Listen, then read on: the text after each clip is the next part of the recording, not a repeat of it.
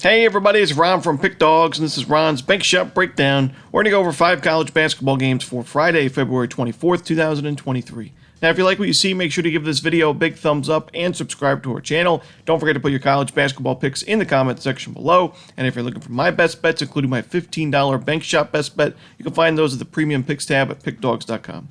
Alrighty, let's get into it. Here's the card for Friday in college hoops. First up, we go to the Big East as Xavier takes on Seton Hall. This one's going to be 7 o'clock Eastern on Fox Sports 1. You know, home court advantage has really made a big difference in a lot of these major conferences and some mid-majors as well. And I think it's going to be a big thing in this game. As you look at Xavier, they're having a great year. They're 20-8 overall. They're 12-5 in conference play. But they are 1-3 straight up in their last 4 games. And out of their 5 losses in the Big East, 4 of those were true road games. So this team has not really necessarily played too well on the road this season. A couple of neutral site losses in non-conference play also. And we've seen them lose to some, teams that you wouldn't expect in their true road games. They saw a loss to DePaul back on January 18th. They lost to Butler back on February 10th on the road. So this team has been a little bit inconsistent when they're playing away from home. And Seton Hall, a team that's got a nice win over UConn and St. John's on their home court this season. A team is 13th in the country in adjusted defensive efficiency. And I think a team that's underrated offensively. Yes, they're having a poor shooting season, ranked 273rd in effective field goal percentage. But it's a team that gets to the free throw line a ton. They get a lot of second chance looks in the offensive glass. And although they have issues taking care of the basketball with turnovers, Xavier's defense not really aggressive. They don't really force a lot of turnovers. They're not really the most efficient defense to begin with. So I think Seton Hall's offense is going to have success in this game. I think with a good defense and the home court advantage as well, I like the Pirates in this one. So give me Seton Hall. I'm going to take them on the money line. Next up, we go to the MAAC as Fairfield takes on Niagara. This one's going to be 7 o'clock Eastern on ESPN+. These teams met back on January 6th, and it was an overtime win for Niagara. Fairfield really was the better team for the first 30 minutes or so. Niagara played well down the stretch of the second half. Fairfield was trailing late in regulation. They were able to tie the game, force overtime, but wasn't enough for the win as Niagara pulled off the road upset victory as the underdogs. And now we see Fairfield as the underdogs on the road. And I think Fairfield has a good shot of winning this game and splitting the season series. I think Fairfield is the better team. Just when you look at shot quality data, when you look at the fundamentals, Fairfield the better team in terms of rebounding, the better team in the turnover department, both offensively and defensively.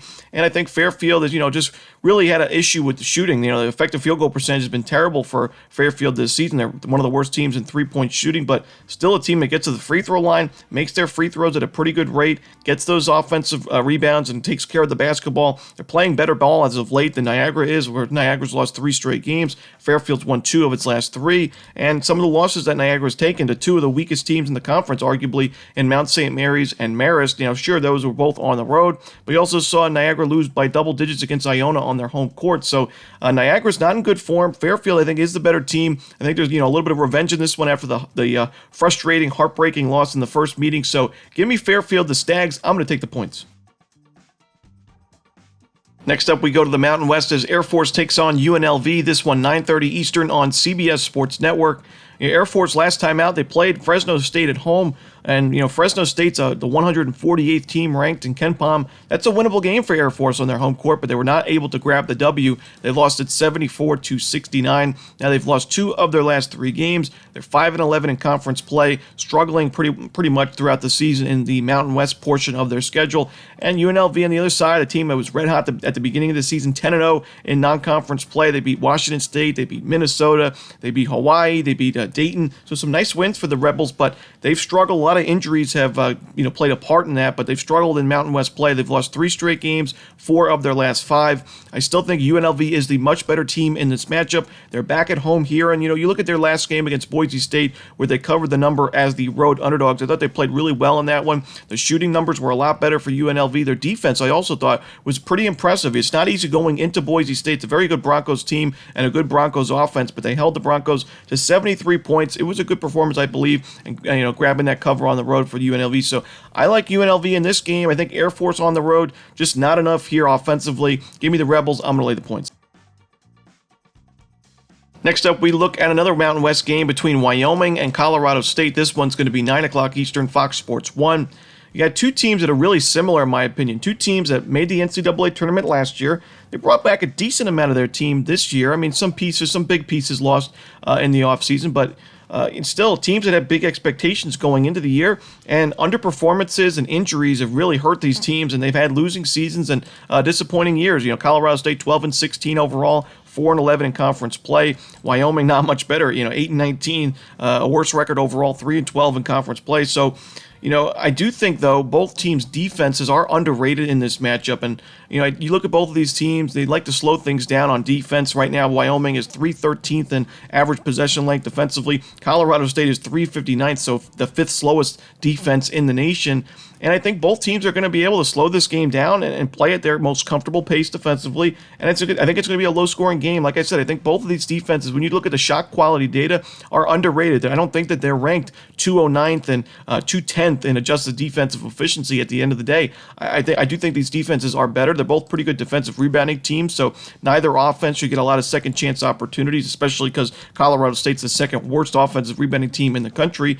And both offenses, because of the injuries, they've really struggled. We saw Wyoming last time out against Utah State only score 55 points on their home court. Colorado State, not much better, 58 points in their last game on the road. So I think we see too many points in this total because of the defenses struggling on paper. I like the under in Colorado State, Wyoming.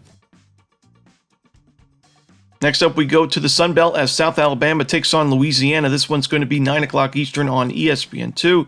You got two teams that are in good form right now. South Alabama has won 8 of its last 9 games and 5 straight as well. Louisiana has won 2 of its last 3 games.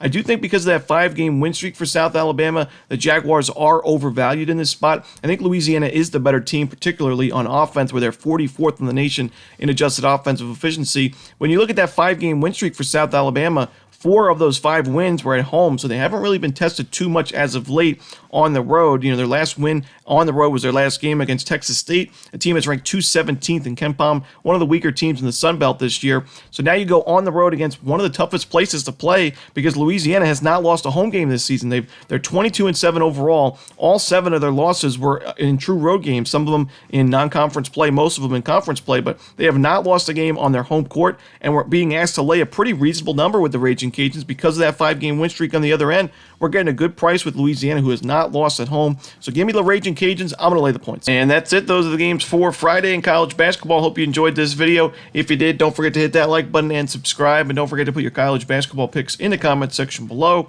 Again, if you're looking for my best bets, you can find those at Pick Dawgz Premium. As always, this is Ron Romanelli. Good luck.